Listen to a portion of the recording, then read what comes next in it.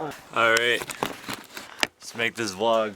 So I'm in Newcastle, Washington, and I just ran a 5K race. I don't know what the frick I'm doing out here, man. Wow. Wow. Wow. Hey! You look really cold. He looks really cold. Okay. I'm somewhere in Washington, guys.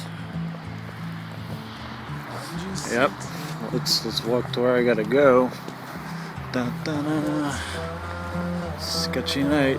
Frickin' freezing snow. I'm like so lost right now. But it's a pretty nice neighborhood. I don't know. It's a nice looking house. It's pretty nice.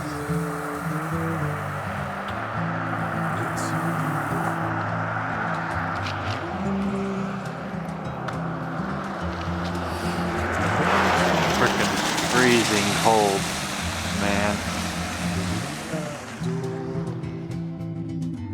So that I believe is Mount St. Helens. Yeah, it's pretty cool.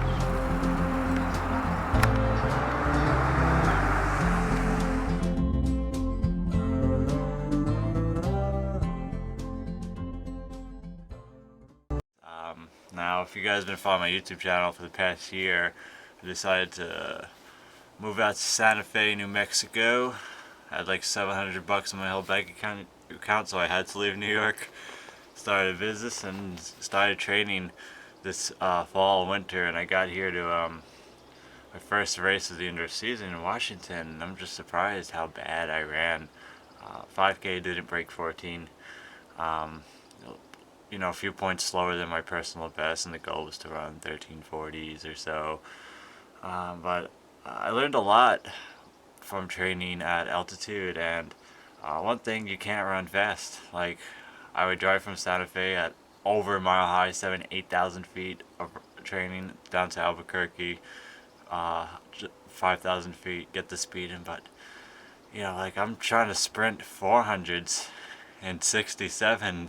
It's like the fastest I could go, and I barely could break 70 per interval, and then I come down to this race and I ran 67 every 400. It was like sprinting. I don't know exactly how to train like at this point for adjusting to elevation.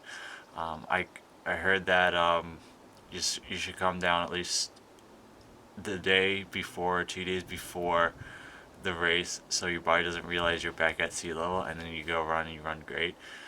I got back the day before, and then I just feel like I have the opposite of altitude sickness, like, I don't know, compression sickness. So it just felt like my lungs, I couldn't breathe. Like I'm just like laying in bed, like feeling exhausted. And I'm taking deep breaths, and it just feels like the blood in my body is like too thick or something. Like there's extra plasma there from being so high in elevation, and it's like not moving, and it's just this weird feeling. And then I get to the race, and I'm like, it's just nerves. I mean, a lot of times it is nerves, you know, you don't feel as great, right, you know, before the race, understand. And for somebody who's experienced, it's been just that. I get to the race, get on the track, the first 400 or so goes alright, but most of the race, it just felt like I was in top gear, trying to just be right in the front of the race, and I just couldn't believe how bad my body was falling off. Just wow. And that shows, like, I realize that every serious professional athlete out here who hasn't been born at altitude, I lived at sea level my whole life, would get an altitude stint in for a while, and then you got to come back 2 or 3 weeks before the race to get the faster running because you won't move. And I'm surprised. I thought the short, fast intervals would actually be faster, like doing 200s, 300s, but my body's different. Some people, they could sprint faster. I can't. So like I'll hit my 200s in 29, do 10 by 200 in like 29, 30, 20, get a 28 in there at sea level. I'm up at Santa Fe and I'm like hard sprinting 31s, which is basically mile pace for me. Um, and then I'll drive down a little lower elevation. The lowest I could get is 5,000, and I'm smashing out 30s, and that's the best I can do for 200s. Sprints are supposed to be faster. 400s are supposed to be, pretty same, but for me, everything's a lot slower. But the further I go, the bigger the interval I go. So let's say 800s, I just got them down to doing 220 at altitude, which at sea level I was doing like 214, 212, and that's Albuquerque 5,000, not Santa Fe. I stopped doing workouts in Santa Fe because it's just too high. I get down to do that and like 220, it's barely touching 10K pace for like eight 800s. But when I get to my tempo pace and I drive down to Albuquerque 5,000, I can hit 505, 503, and that's about a little bit slower than my tempo threshold pace, which is my half marathon, and I've run hour fives for the half. So that's right around 5 flat or 501 pace, my threshold is. So the longer I go, I think naturally, my genetics, my body, I'm naturally stronger in the long run. And that says the long run, I bang out 20 miles at low 6 minute pace in Santa Fe at 7,000 feet. Not too bad after, 4 or 5 months of acclimating. First month was pretty hard, but like my long runs are strong, my tempos are pretty strong. They're still a little bit slower than at sea level, but those are my strong points. But when I get on the track, nothing comes out, and it's really disappointing. Like how it's been a few years since it's actually been 2 years since I raced a 5K last year. I was racing 3K a mile and hit my PRs, uh, hitting 8.0s for the 3K last year and low fours for the mile. Ran a couple of those, and that was good last year. No altitude training, but I had the speed. That's what I need. Because I'm always a mileage guy doing 160 a week, 180. Come to altitude, I have to cut the mileage down to like 120, 110 a week, and I just can't get my speed in. And it's just a learning experience. If I didn't learn um, anything, if I didn't make mistakes, I wouldn't learn anything. That's what I'm saying. And if you don't make mistakes in life, you're basically screwed. I say, because you only can learn new things from making mistakes. And I took that step to drive out and leave everybody I knew in New York, and my family's in freaking Sicily right now, in Italia. And I drove out for months, long road trip, and I was sleeping in my car, camping in the woods for so long. And like I knew if I could just make this happen, I get to Santa Fe, I start my business.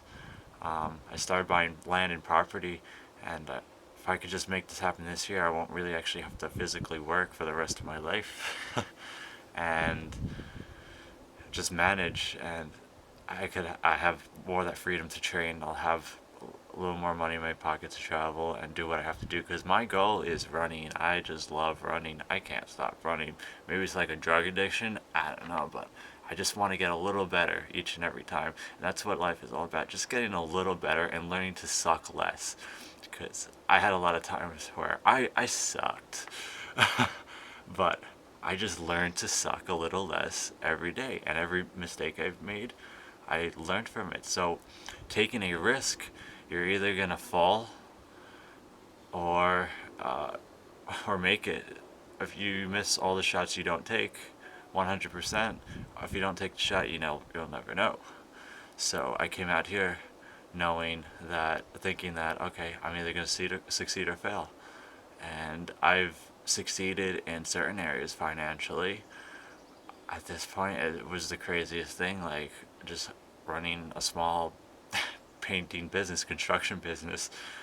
Like it's great. I succeeded at that, but now coming to my running, I don't feel like I've succeeded, and I really haven't succeeded in where I wanted to go. on the track, for that matter. Though, that said, I'm going to be still racing. My next race is hopefully either Stanford 10K or something like that, and just see what I can do. But I know now from this experience is that I have to be back in New York at sea level, training to run a little bit faster, just getting the speed in for my next race. And I'm going to finish off the season, or I decide would be a marathon in Dusseldorf, Germany. My agent just booked it, and he said it'd be a great idea to hit that Olympic trials qualifying time, and I'm going to go for it. But I'm not going to forget about my track running, and I think a marathon at this point might be a good bet for me, because even though I'm altitude, I can't hit my track paces, but I could kind of hit my marathon paces, and I kind of could hit my half marathon paces, and I could get my long runs pretty long and strong. So I feel like I'm probably a lot more marathon ready than actual track ready, if you really think about it. But it's the winter, early spring. I want to be track ready because I want to break that 1350. I want to get 1340. I want to go 28 low. But being up there and trying to hit 5K pace, I barely could hit 10K pace. I barely could race 10K pace right now, it feels. But at the end, you learn from everything, and you should have fun with it, definitely. Like, I don't know. Yeah. So that's the plan.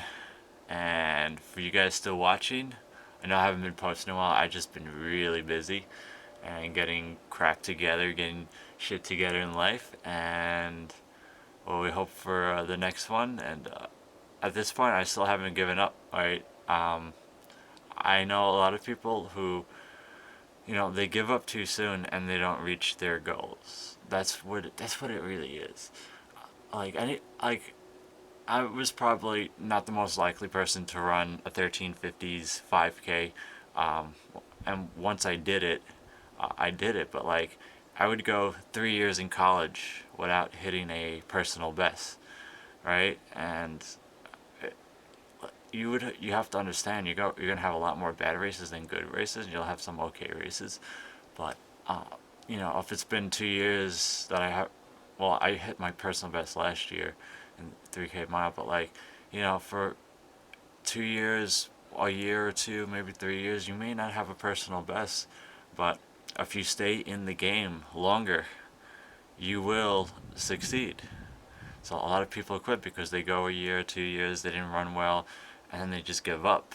But I'm here because I know that if something didn't go the right way, it's something to learn from, and that's it. That's what life is about. Making mistakes, fucking up, and of course learning to suck less. Thank you guys for watching, and we keep going. Bada bing, bada boom. Never stop running. Seriously, if you stop running, you're gonna fail miserably. Peace out.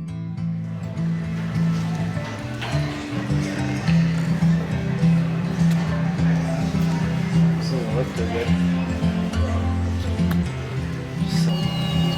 This is not looking too good.